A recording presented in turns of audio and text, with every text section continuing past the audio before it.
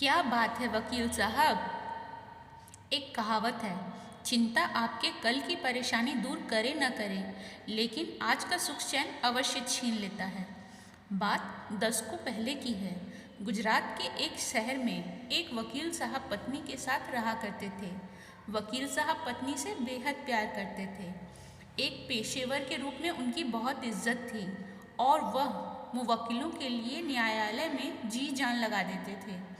एक बार उनकी पत्नी बेहद बीमार पड़ गई। डॉक्टर ने कहा उनका बड़ा ऑपरेशन करना पड़ेगा। इत्तेफाक से जिस दिन पत्नी का ऑपरेशन था, उसी दिन दूसरे शहर के एक बड़े कोर्ट में केस की सुनवाई की तारीख थी।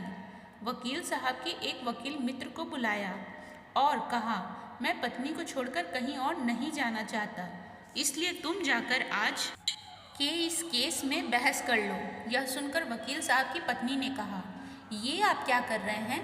यदि आप नहीं गए और किसी बेगुनाह को सज़ा हो गई तो मैं स्वयं को माफ़ नहीं कर पाऊंगी। मैं ठीक हूँ, डॉक्टर साहब ऑपरेशन कर ही देंगे। आप जाइए और कोर्ट में अपने केस की बहस कीजिए। पहले तो वकील साहब तैयार नहीं हुए, लेकिन पत्नी की जिद के कारण आखिरकार दुखी मन से ही लेकिन वह दूसरे शहर कोर्ट के लिए रवाना हो गए। मुकदमा शुरू हुआ। वकील साहब बहस करने लगे। बहस के बीच ही कोर्ट के दरबान ने उनको एक कागज़ का टुकड़ा ला कर दिया।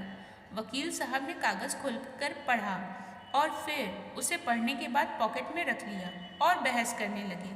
कुछ समय बाद कोर्ट का फैसला आया। वकील साहब केस जीत गए।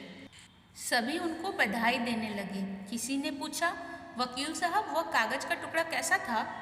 वकील साहब बोले, दरअसल वो टेलीग्राम था। अभी कुछ समय पहले मेरी पत्नी की मृत्यु हो गई है। वकील साहब का जवाब सुनकर वहाँ के लोग स्तब्ध रह गए। उन लोगों ने पूछा, वकील साहब आपकी पत्नी की तबीयत ठीक नहीं थी तो आप आज आए ही क्यों?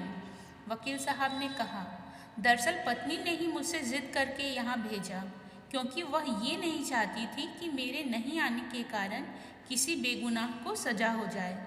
ये बात सुनकर वहाँ लोगों की आंखें नम हो गईं।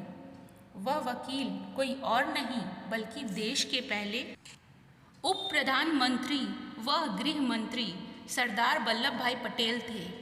धन्यवाद।